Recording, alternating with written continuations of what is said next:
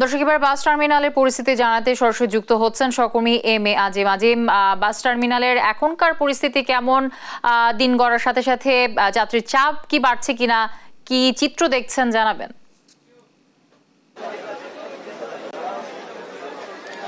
যদি বেলা বাড়ার সাথে সাথে কিন্তু আমরা দেখছি মহাখালী যে বাস টার্মিনাল, এখানে কিন্তু নারীর টানে বাড়ি ফেরা যে ঈদ যাত্রী তাদের সংখ্যা বাড়ছে। সেক্ষেত্রে কিন্তু এই মুহূর্তে বলা চলে যে বাস টার্মিনাল উপচে পড়া ভিড় এই মুহূর্তে রয়েছে এবং আমার পিছনে কিন্তু লম্বা লাইন তৈরি হয়েছে টিকিট পাওয়ার প্রত্যাশীদের, এবং তারা কিন্তু এখানে অনেকে রয়েছেন যে সকালে 6টার দিকে এসেও লাইনে দাঁড়িয়েছেন, তারা কেবলমাত্র কাউন্টারে পৌঁছাতে পেরেছেন এবং এত কিছুর পরেও যে টিকিট পাচ্ছেন সেক্ষেত্রে কিন্তু তাদের যে ঈদ যাত্রা এবং টিকিট যে পেয়েছেন সেক্ষেত্রে কিন্তু তারা আসলে আমাদেরকে আনন্দ জানিয়েছেন, কারণ বাড়ি যে ফিরতে পারছেন, স্বজনদের সাথে যে ঈদ করতে পারছেন, সেই যে উচ্ছ্বাস, সে উচ্ছ্বাসের কাছে এই ভোগান্তি তাদের কাছে কিছুই না।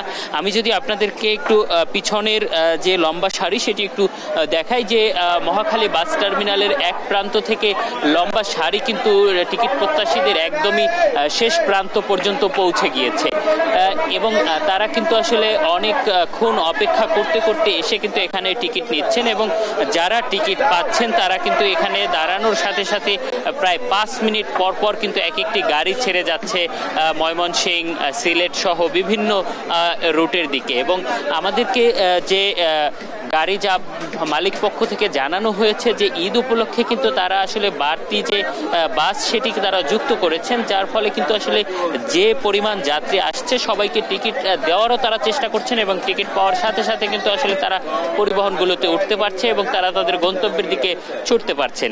এবং মহাখালী বাস টার্মিনালে একটি জটলা তৈরি হয়েছে, সেক্ষেত্রে বাসগুলো বের হওয়া এবং ঢুকতে পারাটা একটি কষ্টসাধ্য ব্যাপার হয়ে দাঁড়িয়েছে। এবং এখানে আমরা দেখেছি যে কিছুক্ষণ আগে কিন্তু পুলিশের কয়েকটি টিম এখানে এসেছেন এবং তারা কিন্তু আসলে এখানে সুশৃঙ্খলা বজায় রাখছেন এবং এখান থেকে যে বাসগুলো বের হচ্ছে সেগুলোকে নির্বিঘ্নে বের করে দেওয়ার চেষ্টা করছেন। এবং যাত্রীদের কাছ থেকে আমরা একটি অভিযোগ পেয়েছি, সেটি হচ্ছে যে এই যে ঈদের সময়ে আগে যে ভাড়াটি ছিল সেই ভাড়াটা থেকে কিছুটা হলেও তারা বাড়তি ভাড়া আদায় করছেন। আগে যেখানে ময়মনসিংহে 300 টাকা ভাড়া নেওয়া হতো, সেই জায়গা থেকে এখন কিন্তু তাদের কাছ থেকে 400 বা 500 টাকা পর্যন্ত ভাড়া আদায় করা হচ্ছে। সেক্ষেত্রে কিন্তু এই একটি অভিযোগ তাদের রয়েছে।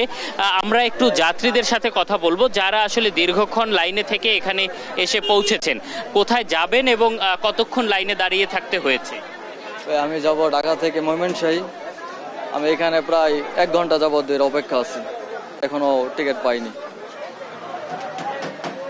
এখানে কিন্তু আসলে যারাই টিকিট কাউন্টার পর্যন্ত এসে পৌঁছেছেন তাদের কিন্তু আসলে দীর্ঘক্ষণ টিকিটের জন্য অপেক্ষা করতে হয়েছে এবং দীর্ঘক্ষণ অপেক্ষার পর তারা টিকিট পেয়েছেন। এবং এখনো বলা চলে যে মানুষ কিন্তু কাউন্টারে আসছেন এবং বাস টার্মিনালে জড়ো হচ্ছেন বাড়ি ফেরার জন্য।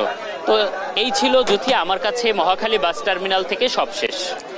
মহাখালী বাস টার্মিনালের চিত্র দর্শক আপনাদের সামনে তুলে ধরলেন আমাদের সহকর্মী এম এ আজিম।